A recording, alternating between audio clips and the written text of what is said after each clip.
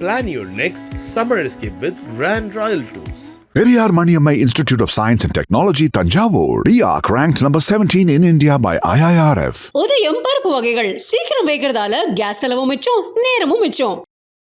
எதிர்க்கட்சி அந்த அந்தஸ்தில் இருக்கக்கூடியவங்க ரீப்ளேஸ் பண்ணுவாங்கன்னு நாங்கள் எல்லாரும் நினைச்சோம். விஜய் வந்து ஒரு பெரிய வாக்கு சதவீதம் 25% வாக்குகளை பெறுவார், ஒரு 20 to 25 சீட்டுகளை பெறுவார்னு தான் நாங்கள் வரைக்குமே கணிச்சோம். ஆமா, ப்ரீ போல் விஜய் வந்து ஒரு பெரிய அவர் எதிர்க்கட்சி தலைவராக கூட வரலாம், அந்த அளவுக்கு தான் நம்ம கணிக்க முடிஞ்சது. ஆனா அவர் ஆட்சி பிடிப்பாரு, ஆட்சி பிடிக்கிற அளவுக்கு நெருங்குவாருன்றது நிச்சயமா நான் உட்பட யாருமே அதிமுகவோ திமுகவோ ஒரு கடுமையா பேசல. அவங்க வந்து விஜய் எதிர்த்து சொல்லல சார், ஆனா நிறைய இடங்களில் சங்கடப்படுத்தினாங்க, அவர் அண்டர் எஸ்டிமேட் பண்ணாங்க. ஊடகங்கள் எல்லாம் வந்து அவர் வந்து ஒரு நகைப்புக்குரியதா செஞ்சாங்க. அது வந்து திரு விஜயகாந்த் அவர்களுக்கும் நடந்தது. மிக அதிகமாக தாக்கினது வந்து நாம் தமிழர் கட்சி தான். அதில் குறிப்பாக சாட்டை துரைமுருகன் வந்து தினமுமே இதே வேலையாக இருந்தார். அவர் கட்சி வளர்க்கறதுக்காக அவர் பேசுனதை விட விஜயை வந்து தாக்கி பேசுனது தான் அவர் ரொம்ப அதிகம். நாம் தமிழர் கட்சி என்னாச்சு சார்?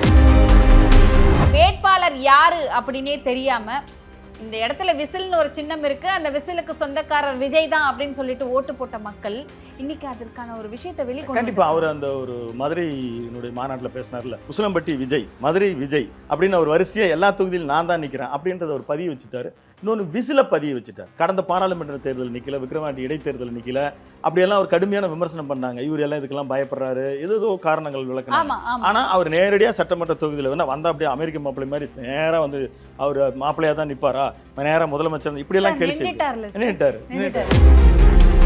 10,000 கோடி ரூபாய் செலவு செய்தும் வாக்காளர்களுக்கு பணம் கொடுத்தும் மக்கள் அந்த பணத்தை புறம் தள்ளிவிட்டு அவங்க வந்து ஒரு மாற்றத்தை விரும்பி இருக்கிறார்கள். அதாவது 1,25,00,000 வாக்குகள் வந்து 30 வயதுக்குள்ளவர்கள், 30 வயதுக்கு இருக்கக்கூடிய 90% வாக்குகள் விஜய் வாங்கியிருக்கிறார். சார், அமைச்சர்கள் 33 அமைச்சர்கள்ல 23 அமைச்சர்களுக்கு மேல பின்னடைவு பார்த்திருக்கிறாங்க. ஆமா, சிஎம்ஏ இப்ப பின்னடைவை சந்திச்சு சென்னை பூரா சிஎம், டெப்டி சிஎம், இந்த மாதிரி இங்க சென்னையில் இன்ஃபுளுன்ஸ்டா இருக்கக்கூடிய திரு சேகர் பாபு, அது மாதிரி இந்த ஆட்சியினுடைய பெரிய சக்கரங்களாக இருக்கக்கூடிய ஏவாவேலு, இன்னொரு பெரிய தூணா இருக்கக்கூடிய KN நேரு, இவங்க எல்லாருமே பின்னடைவை சந்திச்சுட்டு இருக்கிறாங்க அப்படின்றது நம்ம வந்து வியப்பா பார்க்குறோம். அவர்களுக்கு பெரிய ஸோ எல்லா இடங்கள்லையுமே ரிசல்ட் என்னாகும், எத்தனை மணிக்குள்ள முடிவு வரும் அப்படின்னு ஒரு பரபரப்பு இருக்கு. நீங்க நிறைய தடவை நிறைய வீடியோக்கள்ல சொல்லியிருக்கீங்க.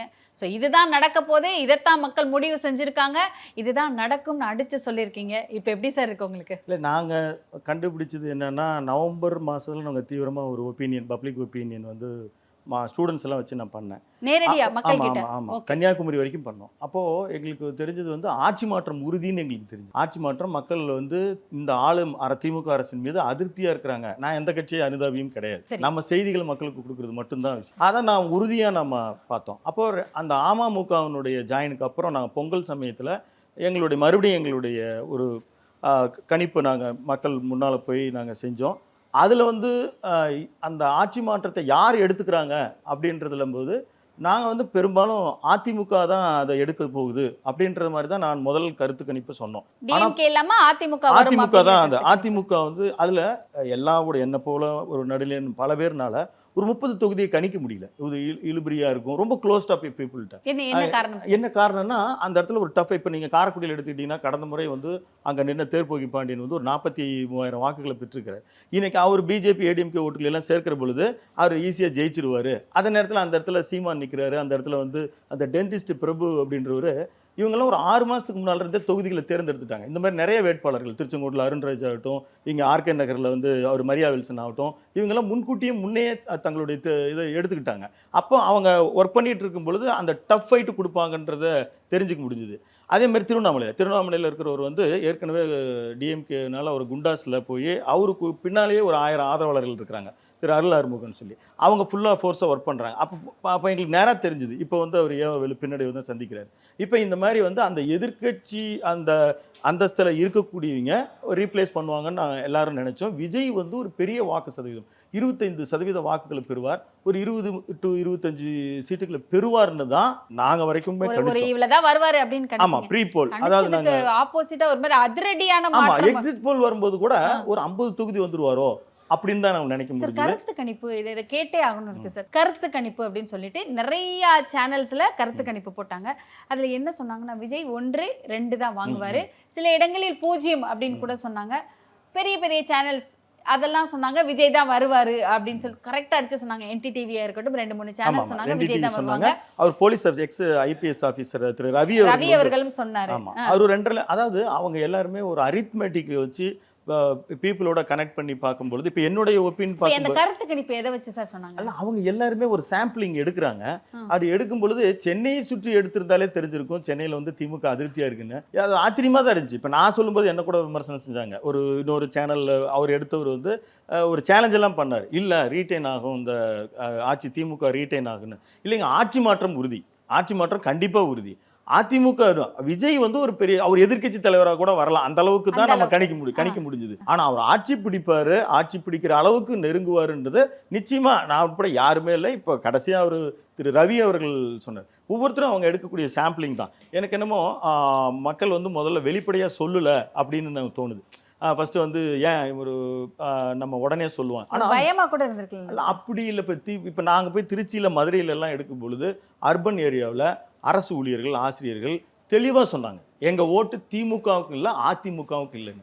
காரணம் அவங்களுக்கு கொடுத்த வாக்குறுதியை சொல்லிட்டு நிறைவேற்றல திமுக, சொல்லவே இல்லை அதிமுக. சரி, ஆனால் இவர் விஜய் சொல்லியிருக்காரு, எங்களுக்கு அந்த டைம் ஸ்கேலு சேலரியில் உட்பட பல வாக்குறுதிகளை சொல்லியிருக்காரு. இன்னொன்று அபிமானம், சின்ன குழந்தைங்கள்லேருந்து அந்த அபிமானம், அது இவ்வளோ தூரம் ஒர்க் அவுட் ஆகும்னு நிச்சயமாக யாருமே எதிர்பார்க்கல. குழந்தைங்க எல்லாம் வந்து வற்புறுத்தினாங்க, நான் குழந்தைக்காக போட்டேன் அப்படின்னு சொல்றது இவ்வளவு தூரம் இன்ஃப்ளூயன்ஸ் ஆகும்னு நினைக்கல. அவங்களுக்காக தான் போட்டிருக்காங்க, குழந்தைக்காக போடல. ஆமா, அப்படி வெளியே அப்படி சொல்றாங்க. இன்னொன்னு விஜய் மீது ஒரு சாஃப்ட் கார்னர் வந்துருச்சு. இப்ப கரூர்ல எல்லாம் நான் போய் 2வது ரொம்ப க்ளோஸ்டா எலெக்ஷன்ஸ் கொஞ்சம் முன்னால போகும்போதே தெரிஞ்சது. நீங்க பாத்தீங்கன்னா அங்க வாக்கு சதவீதம் தமிழ்நாட்டில் கரூர்ல தான் அதிகம். அது வந்து மக்கள் போய் வேகமா வாக்களிச்சிருக்கிறாங்க. செந்தில் பாலாஜி ஃபர்ஸ்ட் அங்க போனதுக்கு ரீசனுமே அங்க மக்கள் அங்க செந்தில் பாலாஜி அவர்கள் அந்த இடத்துல இருந்து இப்ப கோயம்புத்தூருக்கு வந்து தெற்கு போட்டிருக்காங்க. சோ அதுக்குள்ளேயும் ஏதோ மக்களோட வேல்யூ தெரிஞ்சு மக்கள் அவருக்கு போட மாட்டான்னு தெரிஞ்சுதான் மாத்திட்டாங்களா சார்? கிட்டத்தட்ட அப்படிதான். ஏன்னா அவர் காரணம் நம்ம சொல்ல முடியாது, அது விசாரணையில் இருக்கு, நமக்கு தெரியாது. ஆனா அப்படி ஒரு பிம்பம் உருவாகி அந்த இடத்துல அவர் நின்று பேசும் பொழுது விஜய் வந்து இங்க நடந்த சம்பவத்துக்கு யாரு காரணம்னு ஒருவேளை அவர் பரப்புரையில பேசிட்டாருன்னா அவர் பெரிய பின்னடைவா போயிரும், பெரிய தோல்வியில சந்திச்சிருந்தா அவர் அங்கிருந்து கிளம்புறாரு. விஜய் அவர்கள் பேசல சார். பேசல. ஆனா இல்ல, அவர் கோவையில பேசும்போது சொன்னார், இங்க வந்து நின்று இருக்கிறார், ஏன் அவர் வந்திருக்காருன்னு தெரியுங்களா அப்படின்னு. அவர் பல நேரங்களில் பல பேருடைய பெயரை அவர் சொல்லவே இல்லை. அதே மாதிரி விஜயினுடைய பெயருமே பெரும்பாலும் அதிமுகவோ திமுகவோ ஒரு கடுமையா பேசல. அவங்க வந்து விஜய் எதிர்ப்பு சொல்லல சார். ஆனா நிறைய இடங்களில் சங்கடப்படுத்தினாங்க, அவர் அண்டர் எஸ்டிமேட் பண்ணாங்க. ஊடகங்கள் எல்லாம் வந்து அவர் வந்து ஒரு நகைப்புக்குரியதா செஞ்சாங்க. அது வந்து திரு விஜயகாந்த் அவர்களுக்கும் நடந்தது. அரசியல் தெரியாது நிறைய வார்த்தைகள். அதுல மிக அதிகமா தாக்குனது வந்து நாம் தமிழர் கட்சி தான். அதுல குறிப்பா சாட்டை துரைமுருகன் வந்து தினமுமே இதே வேலையா இருந்தார். அவர் கட்சி வளர்க்கறதுக்காக அவர் பேசுறதை விட விஜயை வந்து தாக்கி பேசுனது தான் அவர் ரொம்ப அதிகம். நாம் தமிழர் கட்சி என்னாச்சு சார்? நாம் தமிழர் கட்சி அப்பவும் அவங்களுக்கே தெரியும் நம்ம பெருசா ஜெயிச்சிட மாட்டோம். என்ன அவர்களுடைய மேபி ஒரு வாக்கு சதவீதம் அவர்கள் வந்து 5% தக்க வச்சுக்கிட்டா பெரிய விஷயம். அது மட்டும் இல்ல, தேமுதிக உட்பட காங்கிரஸ், பாஜக இவர்கள் எல்லாருக்குமே பெரிய பின்னடைவு தான். திமுக பெரிய இந்த தேர்தலில் பின்னடைவுன்னு தான் நம்ம சொல்ல முடியுமே தவிர அந்த கட்சி ரொம்ப அண்டர் எஸ்டிமேட் அந்த கட்சியும் பண்ண முடியாது. இப்போ அதிமுகவும் நம்ம அந்த மாதிரி சொல்ல முடியாது. நிறைய அரசியல் விமர்சகர்கள் ஒரு விஷயம் சொன்னாங்க சார், விஜயால வந்துட்டு 234 தொகுதியில இருக்கிற பூத்துகளுக்கு கேண்டிடேட்டை விட அந்த பூத்துல ஆள் உட்கார வைக்க முடியுமா அப்படிங்கிற ஒரு விஷயம் வந்தது. கேண்டிடேட் போட முடியுமா அப்படின்னு ஒரு கேள்வி வந்தது. வேட்பாளர் யாரு அப்படின்னே தெரியாம இந்த இடத்துல விசில்னு ஒரு சின்னம் இருக்கு, அந்த விசிலுக்கு சொந்தக்காரர் விஜய் தான் அப்படின்னு சொல்லிட்டு ஓட்டு போட்ட மக்கள் இன்னைக்கு அதற்கான ஒரு விஷயத்தை வெளிக்கொண்டு கண்டிப்பா அவர் அந்த ஒரு மதுரையினுடைய மாநாட்டில் பேசினார்ல, உசிலம்பட்டி விஜய், மதுரை விஜய் அப்படின்னு அவர் வரிசையா எல்லா தொகுதியிலும் நான் தான் நிற்கிறேன் அப்படின்றத அவர் பதிய வச்சுட்டாரு. இன்னொன்று விசில பதிய வச்சுட்டார். அந்த கடைசி நிறைய நாட்கள் அவர் பழைய தொகுதிகளுக்கு போகவே இல்லை. இன்னும் சொல்ல போனா வேட்பாளர்கள் பல பேர் அந்த வேட்பாளர் அறிவிப்புல அவரை பார்த்தாங்க, அதுக்கப்புறம் அவரை பார்க்க தெரியாது சார். நிறைய பேருக்கு வேட்பாளர் தெரியாது. வேட்பாளருக்கான ஒரு நெருக்கமே அவருக்கு இல்லை. அதுக்கு அடுத்து 2ஆம் கட்ட தலைவர்களோட அறிமுகத்தால மட்டும்தான் செஞ்சாங்க.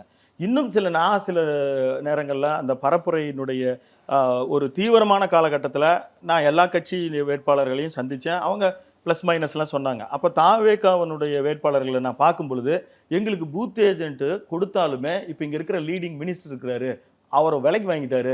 எங்கள் பூத்துக்கு உதாரணத்துக்கு ஒரு சட்டமன்ற தொகுதியில் 300 பூத் இருக்குன்னா எனக்கு வந்து ஒரு 100 பூத் ஏஜென்ட் நேம் கொடுத்துட்டாங்க, அவர் ஃபோன் எடுக்க மாட்டேன்றாரு, வரமாட்டேன்றாருன்னு.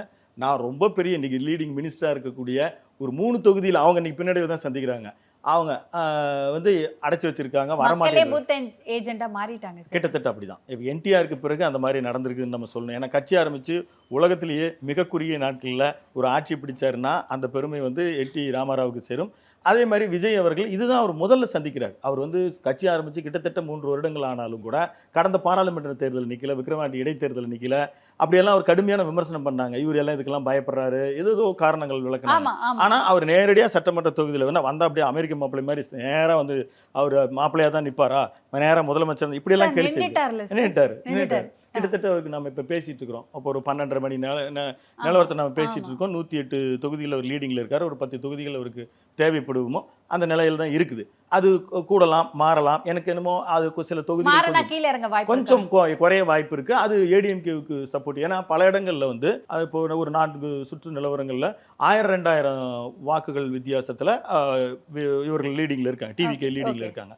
அது கொஞ்சம் முன்ன பின்ன மாறுவதற்கு வாய்ப்பு இருக்குது. அறுதி பெரும்பான்மையாக அவர் பெறுவாரா அப்படின்றது கொஞ்சம் டவுட்டாக தான். ஒரு 3 மணிக்கு நமக்கு கிளியராக தெரியும். என்னுடைய பெர்செப்ஷன் என்னன்னா அப்படின்னா அவர் 118 பெறுவது கடினம், 100க்கு மேலே தொடலாம் அப்படின்னு தான் நான் நினைக்கிறேன். சார் இன்னொரு விஷயம் என்னன்னா, எல்லா இடங்கள்லையுமே மக்கள் என்ன நினைச்சாங்க, டிஎம்கேக்கும் டிவிகேக்கும் தான் போட்டி அப்படின்னு பார்க்கும்போது டிவிகே பக்கத்துல வந்துட்டு இப்போ வந்து ஏடிஎம்கே, அதாவது எல்லாருமே ஏடிஎம்கே மறந்துட்டாங்க.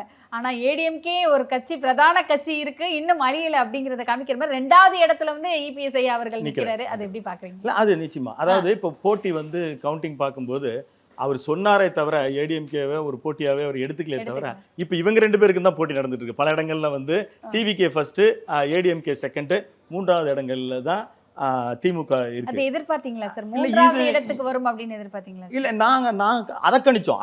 அதாவது விஜய் அவர்கள் டேக்கப் ஆவாரு, இவ்வளவு தூரம் போவாருன்னு எங்களால் கணிக்க முடியுன்றதை நாங்கள் ஒத்துக்கிறோம். ஆனால் திமுக இந்த பின்னடைவை சந்திக்கும் அப்படின்னு சொல்லி நாங்கள் ஏன்னா கள நிலவரம் அப்படி தான் இருந்துச்சு. மிகப்பெரிய அதிருப்தி இருந்துச்சு, மந்திரிகளுக்கு எதிராக அதிருப்தி இருந்துச்சு. அவங்க ஒரு பெரிய மாய உலகத்தில் இருந்துட்டாங்க. நாம் எல்லாமே நல்லா பண்ணிட்டோம், நாம் ஒரு 1000 ரூபா தொகை கொடுத்துட்டோம், பெண்கள் ஓட்டு பூரா நமக்கு தான் அப்படின்னு. ஆனால் அது ஒன்றுமே எத்தனை தேர்தலுக்கு எதிரொலிக்குன்னு நம்மளால சொல்ல முடியாது. ஏன்னா அந்த தொகை யார், இவங்க மட்டும்தான் தராங்க, அடுத்தவர்களும் தராங்க. விஜய் 2500 ரூபா தரேன்னு சொல்லியிருக்கிறாரு. அப்போ அது இதில் நம்ம இன்னும் நிறைய பேச வேண்டியது. அதாவது ஆட்சிக்கு பிறகு அவங்களுக்கு இருக்க சேலஞ்சஸ், அதை இன்னைக்கு சாயங்காலத்துக்கு அப்புறம் என்ன அப்படிங்கிறத பேசலாம் சார். ரிசல்ட் வந்து முழுமையாக வந்ததுக்கு அப்புறம். இதுல இன்னொரு விஷயம் என்னன்னா வந்துட்டு, மக்கள் நீங்க சொன்ன மாதிரி அந்த மகளிருக்கு 1000 ரூபாய் மாசம் கொடுத்தது, 5000 ரூபாய் மொத்தமாக டிஎம்கே போட்டது. ஸோ எல்லாருமே நான் காசு தரேன், நீ காசு தரேன், அப்புறம் 8000 ரூபாய் கூப்பன் சார். இந்த 8000 ரூபாய் கூப்பனை வச்சு நிறைய இடங்கள்ல ஓட்டு கேட்டதாகவும் அந்த கூப்பன் லிஸ்டே போனதால மக்கள் மயங்கல. நிச்சயமா நாம நினைக்கிற இந்த இடத்துல நம்ம மகிழ்ச்சியாக நான் பார்க்கிறேன் இந்த தேர்தல் களத்தை. நான் நடுநிலையானது தான். தேர்தல் ஜனநாயகத்தில் ஜனநாயக விழுமியங்கள் எதுவுமே செத்து பெறாம இருக்கு அப்படின்னு நான் பார்க்கிற ஒரு முதன்மையான விஷயம்னா, கிட்டத்தட்ட பல இடங்கள்ல 40-50 கோடி ரூபாய் ஒரு தொகுதிக்கு ஒரு கட்சியும் செலவு பண்ணிருக்கு. என்னோட கோடி ரூபாய் என்னால தொகுதியே சொல்ல முடியும். அந்த மாதிரி கிட்டத்தட்ட 10,000 கோடி ரூபாய் 2 கட்சிகளுமே இந்த தேர்தலில் 2026 தேர்தலில் செலவு செஞ்சிருக்கிறாங்க.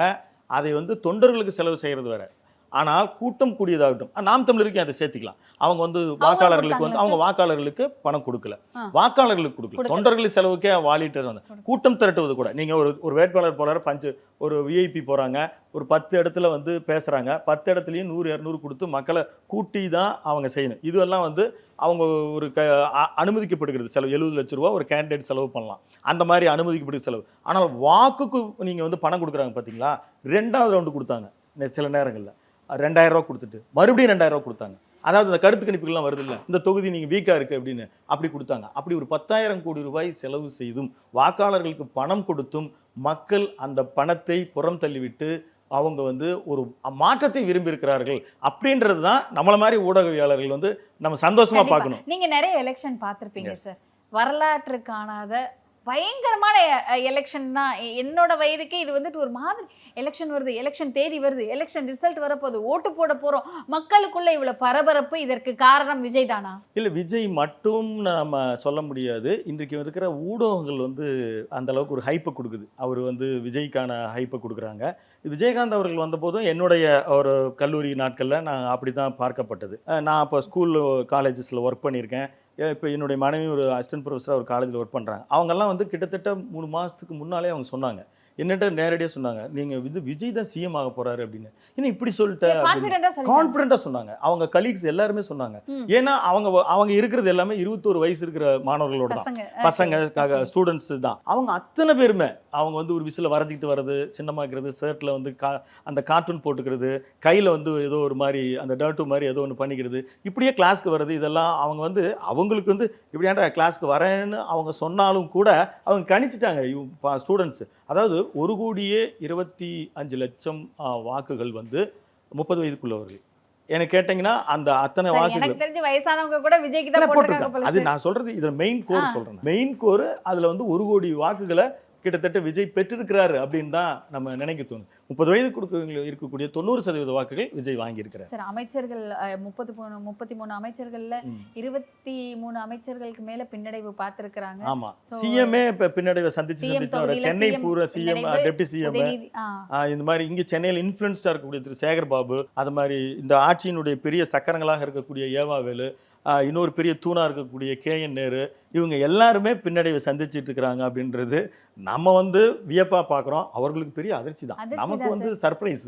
ஏன்னா நமக்கு வந்து ஃபேவர் எதுவும் கிடையாது. ஆஹா இவ்வளவு அதிருப்தி இருக்குது, ஆனால் இவ்வளவு தூரம் இருக்குதா அப்படின்றது ஒரு பெரிய நமக்கு சர்ப்ரைஸ். அவங்க எல்லாம் ரொம்ப ஷாக்கிங் தான் இருக்காங்க. ஏன்னா திரு வைரமுத்து அவர்கள் வந்து நேற்று வரைக்கும் நிறைய பேர்கிட்ட கேட்டப்ப யார் வருவா, ஆளுங்கட்சி தான் வரும், ஆளுங்கட்சி தான் வரும், டிஎம்கே தான் வரும் அப்படின்னு சொல்லிட்டு எப்படியும் டிஎம்கே தான் வருவாங்கன்னு மக்கள் மனசுலையும் வந்துட்டு ஒரு விஷயம் பதிஞ்சிட்டு இருக்கும்போது பட்டுன்னு அப்படி அடிச்சு எந்திரிச்ச மாதிரி டிவிக்கே வந்து நிக்குது. காலையிலேருந்து போஸ்டல் ஓட்டு கவுண்டிங்ல இருந்துமே வந்துட்டு லீடிங்ல நிக்குது, அது இறங்கவே இல்லை. அந்த ஃபர்ஸ்ட் பொசிஷன்லேயே விஜய் அவர். அது அப்போ கூட ஒரு நரேட்டிவ் வந்துச்சு. எப்படின்னா 4.88 லட்சம் ஓட்டுகள் மொத்தம் பதிவாயிருக்கிறது, 4,88 லட்சம் வாக்குகள் பதிவாயிருக்கிறது. போஸ்டல் ஓட்டுன்றது ஒரு 4.25 லட்சம் தான் ஓட்டு. அது 1% ஓட்டு தான் பதிவாயிருக்கு. 1% ஓட்டை வச்சுக்கிட்டு விஜய் வந்துருவாரு. அதாவது டிஎம்கேவுக்கு கவர்மெண்ட் ஸ்டாஃப்ஸ் போடல, நானும் அப்படிதான் நினைச்சேன்.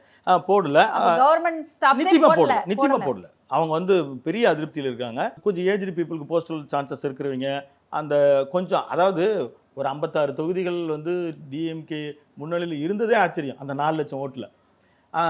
அப்படி வந்து அரசு ஊழியர்கள், கவர்மெண்ட் ஸ்டாஃப்லேருந்து காவலர்கள் எல்லாருமே போஸ்டல் ஓட்டு போட்டவங்க 4 லட்சம் ஓட்டில் அவர் லீடிங்காக இருக்கிறாரு. கொஞ்சம் நேரம் போக போக மாறும் அப்படின்ற நரேட்டிவ் வந்துச்சு. நீங்க சொல்லும்போது ஒன்று தெரியுது, டிஎம்கே கூட இருக்கிறவங்களே டிஎம்கேக்கு ஓட்டு போடல, டிஎம்கேல வேலை பார்க்குறவங்களே டிஎம்கேக்கு ஓட்டு போடல. அப்படி சொல்ல முடியாது, அவங்க தான் போட்டிருக்கணும்னு நினைக்கிறேன். அந்த ஓட்டெல்லாம் எங்க இருந்து வந்தது? அந்த கோர் ஓட், அதுதான் அந்த கோர் ஓட்டா இருக்கக்கூடிய அவங்களுக்கு வந்து முன்கூட்டியே எல்லாருடைய கருத்து கணிப்புகள். முதல்ல கூட ஒரு கேள்வி கேட்டீங்க, அதாவது கருத்து கணிப்பு என்ன அப்படின்னு. இப்போ நாங்கள் வந்து எப்படின்னா உண்மையாலுமே யாருடைய ஓட்டை விஜய் எடுக்கிறார் அப்படின்றது தான் ஃபர்ஸ்ட் எல்லாருமே கணிச்சோம். அப்போ எங்களுக்கெல்லாம் கள நிலவரத்தை போய் பப்ளிக்கோட இன்ட்ராக்ட் பண்ணி கேட்கும்போது திமுகவினுடைய கோர் ஓட்டை, திமுகவினுடைய சிறுபான்மையர் ஓட்டை இதை அவர் எடுக்கிறார் அப்படின்றத நாங்கள் கணிச்சிட்டோம். அதை வந்து பல பேர் வந்து மாற்றி சொல்கிறாங்க, இல்லை அவர் ஏடிஎம்கே ஓட்டை தான் எடுக்கிறாரு, அப்போ டிஎம்கேவுக்கு சாதகம். அந்த கணிப்பில் தான் ஒவ்வொருத்தருக்கும் கருத்து மாறுபாடு வந்திருக்கு. மற்றபடி எல்லாருமே ஒரு நேர்மையாக தான் செஞ்சுருப்பாங்க, களத்தில் உழைச்சிருப்பாங்க. பெரிய விகடன் மாதிரி பெரிய டீம் எல்லாம் வந்து அவங்க பார்த்தீங்கன்னா ரொம்ப வித்தியாசமான ஒரு கணிப்பு. அதாவது முதலமைச்சர் வேட்பாளர் யார் 64% அவங்க எடுத்த ஒரு 30,000 பேர்ல 64% விஜய்க்கு கொடுக்குறாங்க. ஆனா விஜய்க்கு சீட்டு 3 தான். அது எப்படி? அது 1 டிஜிட்ல இருந்தது இல்லைங்க, 3 டிஜிட்ல நிக்குது சார். இப்ப நீங்களும் நானும் இருக்கிறோம், நம்ம 2 பேருமே விஜய் தான் சிஎம் அப்படின்னு சொல்லிட்டோம். ஓட்டு டிஎம்கேக்கு போடுவோமா? அது எப்படி அந்த கருத்து கணிப்பு வித்தியாசம் வருது இல்லையா? 64% வந்து சிஎம்மா யாரை விரும்புறாங்க? விஜய் விரும்புறாங்க. 33% ஸ்டாலின் விரும்புறாங்க. ஆனா ஸ்டாலினுக்கு வந்து 130 சீட்டு, 114 இல்ல அவங்க சொல்லியிருக்கிற கருத்து கணிப்பு இவ்வளவு சீட்டு உங்களுக்கு வந்துடும், 120 சீட்டு வந்துடும். எங்களால ஒரு 25-30 சீட்டை எங்களால கணிக்க முடியல. ஸோ இப்போ ஊடகங்கள் அது 2 விஷயமாவும் இருக்கலாம். ஒன்று அந்த கணிப்பதில் இருக்கக்கூடிய சிக்கல்கள் இருக்கலாம். எல்லாருமே ஒரு சாம்பிள் தான் எடுக்கிறாங்க. ஒரு தொகுதியில் 300 பேரை தான் எடுக்க முடியும், அதுக்கே டயர்ட் ஆயிடுவாங்க. அதில் வந்து கட்சி சார்பற்றவர்களை நம்ம அதை கரெக்டாக அதை எலிமினேட் பண்ணிட்டு எடுக்கணும். இந்த சிக்கல்கள்லாம் இருந்திருக்குது. ஆனால் அவங்க மக்கள் வந்து ஒரு முடிவு பண்ணி அவங்களுக்கு ஒரு கியூரியாசிட்டி இருக்குது. நீங்கள் இப்போ எப்போ எலெக்ஷன் இருக்காங்கன்னு கேட்குறீங்களா? ஏன்னா நம்ம ஓட்டு போட்டிருக்கோம், என்னவா இருக்கும். அப்ப கூட ஒரு ஜட்ஜி கூட சொன்னாரு, சின்ன பசங்க கூட என்னைக்கு ரிசல்ட் விஜய் ஜெயிச்சிட்டாரா, லீவ் டிவி முன்னாடி வந்து உட்கார்ந்திருக்காங்க, விஜய் ஜெயிச்சிட்டாரா அப்படிங்கிற மாதிரி ஒரு கிரிக்கெட் மேட்ச் மாதிரி ஆயிடுச்சு. ஆமா, எந்திரிக்க மாட்டாங்க. ஸோ அந்த நிலைமையில இருக்கு. நீங்க சொன்ன மாதிரி ஜனநாயகம் ஜெயிச்சிருச்சு அப்படிதான் நினைக்கிறேன். கண்டிப்பா தொடர்ந்து பேசுவோம். நன்றி. Plan your next summer escape with Grand Royal Tours.